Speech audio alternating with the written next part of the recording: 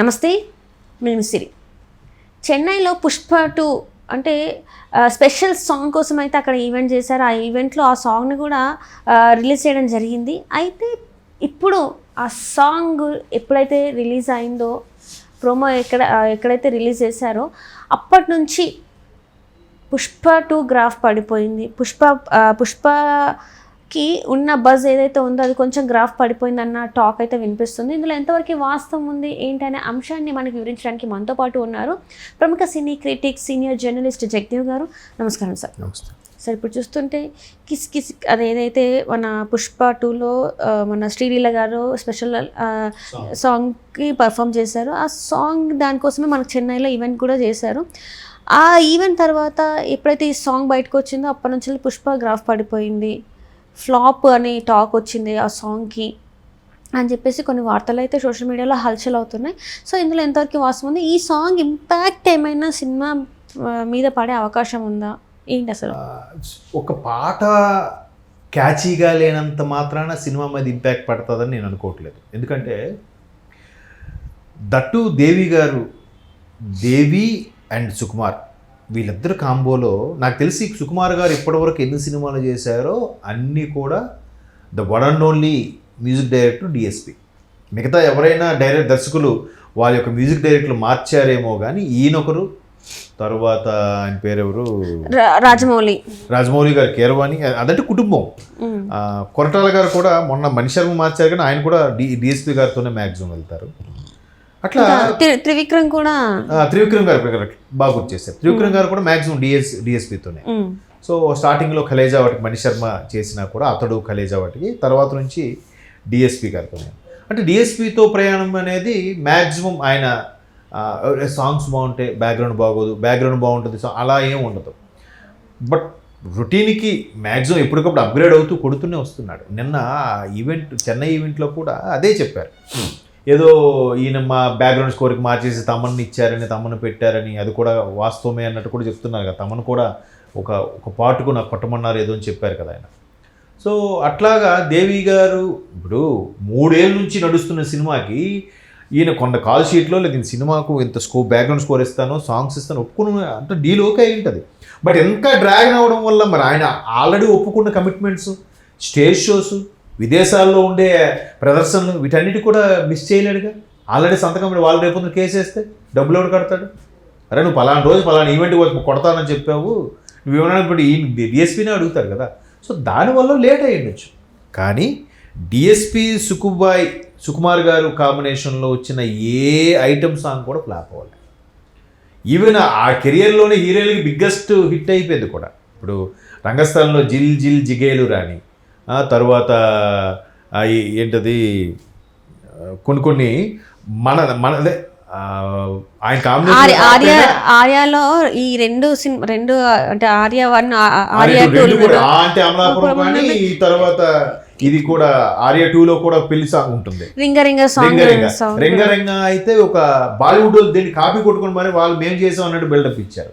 Even Gabbar సింగ్లో కూడా అదేంటది గబ్బర్ సింగ్లో కూడా డిఎస్పి గారి సాంగ్ ఉంటుంది, దాన్ని అక్కడ బాలీవుడ్లో మళ్ళీ రీమేక్ చేసి వాళ్ళు ఏదో మేము కంపోజ్ చేసినట్టుగా అదేంటది నాకు పడట్లే అన్నట్టుగా ఏదో సాంగ్ ఉంటుంది, అది హిట్. తర్వాత 100% లవ్లో ఉన్నది ఐటమ్ సాంగ్ హిట్, రంగస్థలం ఐటమ్ సాంగ్ హిట్. మీకు ఆర్య నుంచి మొన్న ఊ అంటావా వరకు కూడా ప్రతిదీ బ్లాక్ బాస్టర్. ఇది కూడా ఇంకా అంత బాగాలేదు, ఎక్కుద్దేమో, కొన్నిసార్లు స్లోగా ఎక్కుతాయి, కొన్నిసార్లు ఫాస్ట్గా ఎక్కుతాయి. బాగా అసలు అంటే దేవి గారు ఐటమ్ సాంగ్స్ అనేవి దానికి ఒక మార్పు వచ్చేసింది. దేవి ఐటమ్ సాంగ్ అంటే ఇప్పుడు మణిశర్మ గారు మెలోడీ బ్రహ్మ ఆయన కొట్టాడంటే ఒకలాగా, దేవి గారు దీనికి ఐటమ్ సాంగ్ స్పెషల్ దేవి, లేదా లవ్ సాంగ్స్ కి స్పెషల్ దేవి, లేదా తమన్ అంటే మరి బ్యాక్గ్రౌండ్ స్కోరు ఒక రకమైన ఇది నిజంగా మణిశర్మ గారు లాంటి శిష్యుడు అనిపించుకున్నాడు. ఒక్కొక్క స్టైల్ ఉంటుంది. అలాగా ఈయనకి కూడా ఆ రకమైన స్టైల్లో బేభత్సంగా ఎత్తుకెళ్ళిపోతాడు ఆయన. సో అటువంటిది ఈ సాంగ్ బజ్ తగ్గింది. ఎందుకో ఈ సాంగ్ వల్ల వైబ్ తగ్గింది. ఒక సాంగ్ బాగాలేనంత మాత్రం సినిమా వైబ్ ఎందుకు తగ్గిపోతుంది? ఆల్రెడీ చూసేందుకు ఒక అగ్గిలాగా అనిపిస్తాడు స్వామి అని పాట జనాల్లో బాగా వెళ్ళిపోయింది. ఇకపోతే పుష్పరాజ్ అది ఎంత వైరల్ అయిందంటే షూ ఇప్పి డ్యాన్స్ చేయడం, మూలన కూర్చున్న ముస్లింలు కూడా దాన్ని డ్యాన్స్ వేసి వైరల్ చేసుకున్నారు సోషల్ మీడియాలో. సో అట్లా ఒక రేంజ్కి వెళ్ళిపోయిన తర్వాత ఈ ఒక్క సాంగు మహా అయితే ఒక 1000 మెట్లు ఎక్కిన తర్వాత ఒక మెట్టు దిగుతుందేమో, 999 మెట్లు ఉన్నాయిగా. ఇంకా అంత పైకి వెళ్ళిపోయిన తర్వాత సినిమా అంటే డిఎస్పి మ్యూజిక్ వర్క్ చెప్తున్నా. ఆయన ఎప్పుడు కూడా సినిమా పరంగా ఎప్పుడు అన్యాయం చేయలే, సినిమా పరంగా దేవి ఏంటి ఇలా ఇచ్చాడు అని అనిపించుకోలే. ఈవెన్ ఒకసారి బోయపాటి గారు డిఎస్పి గారి కాంబినేషన్లో కూడా లెజెండ్ సినిమాకి బోయపాటి గారు ఉన్నారనమాట, నేను డిఎస్పి గారికి కొంచెం ఇబ్బంది పెట్టేశాను బ్యాక్గ్రౌండ్ స్కోర్ కోసం అంటే, నేను ఇష్టపడే చేస్తాను, మీరు నన్ను లాగండి, మీరు నచ్చకపోతే ఇంకొక 10 ఇస్తా ట్యూన్స్, మీకు నచ్చకపోతే ఇంకోటి ఇస్తాను అని చెప్పారు. అలా అని చెప్పే వ్యక్తి ఇప్పుడు అది ఫైనలైజ్ చేశారంటే క్రెడిట్ ఎవరిది? డిఎస్పి ఒక 2-3 రకాల ట్యూన్స్ ఇస్తారు, ఫైనలైజ్ చేసేది ఎవరు? Director, main captain of the ship. So ఆయన ఫైనలైజ్ చేశాడంటే సుకుమార్ చిన్న చిత్తగా మనిషా, ప్రతిదీ లెక్కలేస్తాడు ఆయన. ఈ ట్యూన్ ఇలాగుంది, ఇది 2-3 సార్లు వింటే ఎలా ఉంది, ఆల్రెడీ విని హమ్ చేసుకునేలా ఉంటేనే నెక్స్ట్ ఎప్పుడు షూట్ పెట్టుంటారు, రికార్డింగ్ పెట్టుంటారు. అంత సింపుల్గా చేశారు. ఆ సాంగ్ మొన్నటి వరకు జరిగింది, మీకు తెలుసా? అవును సార్, నవంబర్ 1st వీక్ వరకు కూడా జరిగింది కదా. మరి ఎంత ఫైనలైజ్ చేసి ఎంత కసరత్ చేయకపోతే చేస్తారు. సో అంటే అలాగని అన్ని హిట్ అవ్వాలని లేదు కదమ్మా. ఇప్పుడు అది అంటే గబ్బర్ సింగ్ సాంగ్ గుర్తు రావట్లేదు కానీ చాలా, అది తర్వాత అత్తాడి దారిలో కూడా పెట్టుకున్నారు, ఏంటిది ఐటమ్ సాంగ్ ఆ దేవుడి పాట అనుకున్నానే అని అంటారు కదా. సో అట్లా ప్రతి సాంగ్ కూడా బాగా వెళ్ళిపోవడం, దీన్ని మళ్ళీ అటు ఏదైతే కోలీవుడ్ తమిళనాడులో కానీ ఇటు బాలీవుడ్ హిందీలో కానీ ఆ సాంగ్ను మళ్ళీ రీమేక్ చేసుకోవడం, చాలా బాగా యూటిలైజ్ చేసుకోవడం ఉంది. కాకపోతే అలాంటప్పుడు 90% సక్సెస్ రేట్ ఉంది ఐటమ్ సాంగ్కి. దేవి కొట్టిన వాటిలో ఒక సాంగే, ఈవెన్ జగడంలో కూడా ఒక సాంగ్ ఉంటుంది 32 అది కూడా ఇప్పటికీ హమ్ చేస్తున్నాంగా. సో దేవి సుకుమార్ కాంబినేషన్ వచ్చిన ప్రతి ఐటమ్ సాంగ్ సూపర్ హిట్. దాని కంపోజిషన్ ఎలాగానే తల్లపట్టుకుంటున్నారు, దాని పిక్చరేషన్ ఎలాగ తల్లపట్టుకుంటున్నారే తప్ప ఒక ఎక్స్పెక్టేషన్కి వెళ్ళిపోయింది కాబట్టి ప్రేక్షకుల అంచనాలు మనం రీచ్ అవ్వగలగాలి అనే తపనతో చేస్తున్నారు కాబట్టి మొన్న నవంబర్ 1st వీక్ వరకు కూడా షూటింగ్ జరిగింది. లేకపోతే అంత ఫైనలైజ్ చేయరు కదా సింపుల్గా, ఈ సాంగ్ ఏంటి ఇలా ఉంది, అవన్నీ బాగా హిట్ అయిపోయి ఇదేంటి ఇలా ఉంది అనుకోవడానికి లేదు. చూపే బంగారం అయినా అది ఒక జస్ట్ డ్యూయట్ సాంగ్లో ఉంటుందేమో అనుకున్నాను నేను విన్నప్పుడు. ఆయన ఎప్పుడైతే చెప్పు వదిలి ఇలాగ అంటాడో ఇదేంటి ఇలాగ ఉందంటే అది ఎంత వెళ్ళిపోయింది జనాల్లోకి అది ఆ సాంగ్.